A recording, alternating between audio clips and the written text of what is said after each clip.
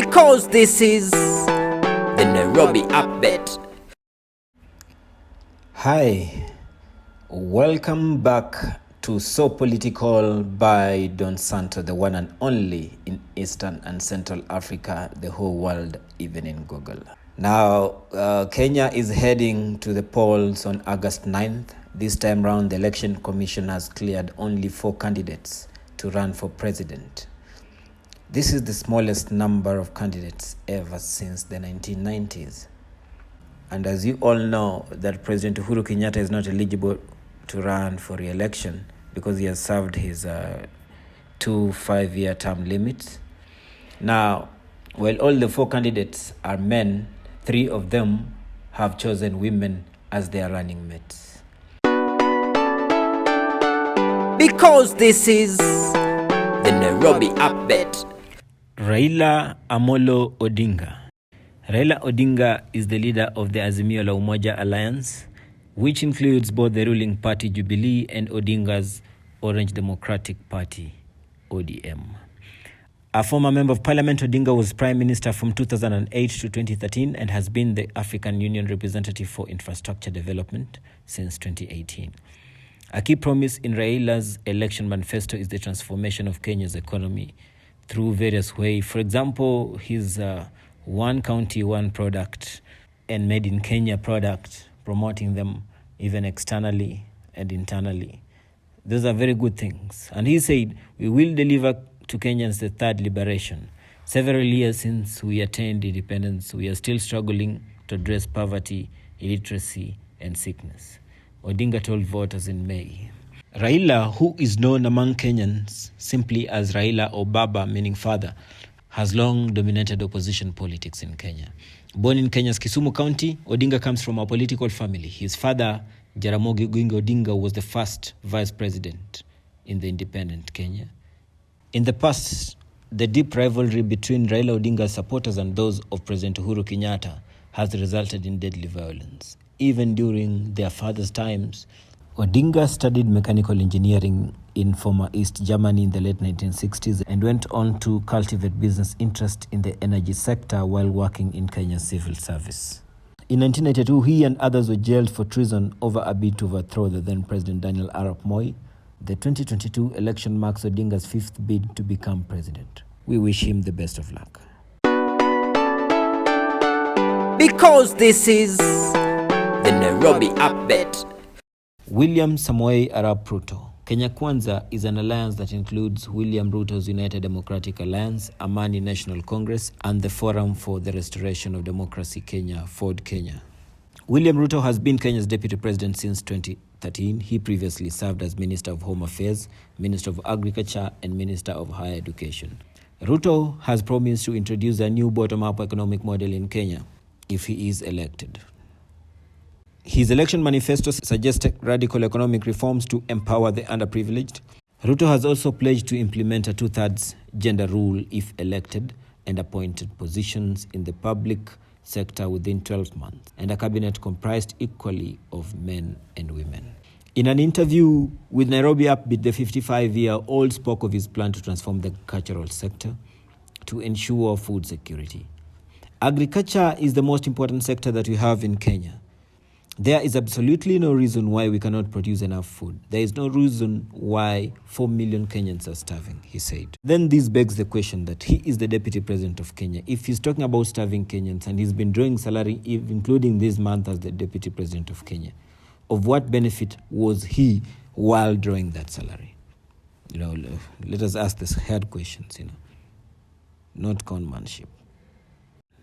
Ruto was born in Uasin Gishu County. He is a graduate of the University of Nairobi who entered politics via the Youth for KANU 92 lobby that campaigned for the incumbent President Daniel Arap Moi during Kenya's first multi-party elections in 1992. Ruto has party-hopped frequently since 2005. He parted ways with the ruling Jubilee Party in 2021 and was endorsed in March by the UDA to contest the presidential vote. And remember, he is also one of Raila Odinga's students. In 2017, he and the incumbent Uhuru Kenyatta were running mates for a second time. The two have since fallen out. I don't know if they're fallen out or pretending, because when it comes to graft, both of their names are mentioned in the same graft case. Because this is the Nairobi Upbeat. David Mwaure Wahiga of Agano Party is a lawyer and ordained church minister who founded the Agano Party in 2006. He is making his first run for Kenya's presidency. He withdrew from the 2013 presidential election race, which was won by Uhuru Kenyatta, allegedly. Wahiga has in the past also been a contender for positions as Kenya's Chief Justice and Deputy Chief Justice. He has pledged to fight corruption if he becomes president. 10 years down the line, we want to be remembered as the presidency that slayed the dragon of corruption, wastage and mismanagement, he said at the launch of his manifesto on July 4th. Wahiga was born in Nakuru County. He is reported to be in his early 50s and describes himself as a man of God. Ooh, so wish him all the best. Because this is the Nairobi Upbeat. Professor George Luchiri Wajackoyah, the man of the Roots Party. The Roots Party leader has caught the attention of many with his bold statements about cannabis, snake venom, and hyena testicles. Yani makenda ya nyani, nyani, is it hyena? Hyena, is it nyani? No, it's fisi. Yes, fisi. Even nyani, I think we should also investigate if it has some value. So George Wajackoyah says these products can bring Kenya the much needed revenue. Professor Wajackoyah, as he is known, has pledged to legalize weed for industrial and medicinal use to enable Kenyans profit from its export. The revenue would help to service national debt and solve unemployment, Wajackoyah has said. His plan when it comes to dealing with corruption, death penalty is the only way for the first 5 years of my term as president. I think these people should experience the hardships they have put Kenyans into by looting the country without caring, he said on Kenya's KTN TV in February. According to a report in the online edition of the Kenya's newspaper The Standard, Wajackoyah, who is in his 60s, was born in Matungu in Western Province, lived on the streets as a teenager, and spent time in the United Kingdom and the United States. The Roots Party leader has been a hit on social media in the run-up to the August 9th vote. So, all the best, Prof. Because this is the Nairobi Upbeat. Now, the election is here, and elections come and go, but apparently our troubles remain the same. And you know what? If the youths are the majority of voters, why do we end up with jokers in government? And you know, we are living in interesting times where truth and propaganda are all mixed up, and all you have to do is push a hashtag and sell your truth. So they have mastered this.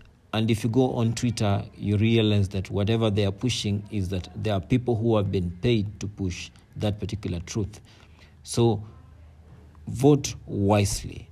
And you know, you cannot be criticizing a man who is doing something while sitting down. You cannot be on Twitter tweeting and others are waking up to vote. You cannot just be sleeping there waiting for the government to be doing things for you when others are working out there.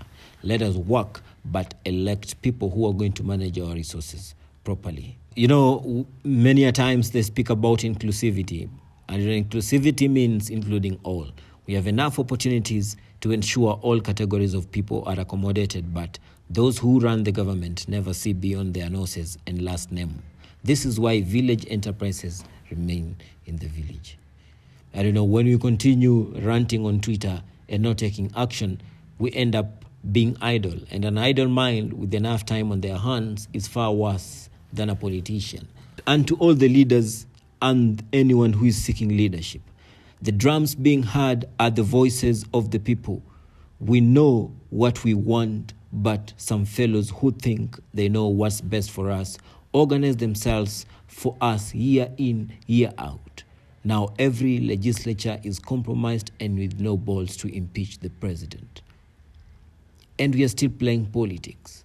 Next time when we are voting, we are going to vote differently, not because of how much money you spent on us. Because this is the Nairobi Upbeat.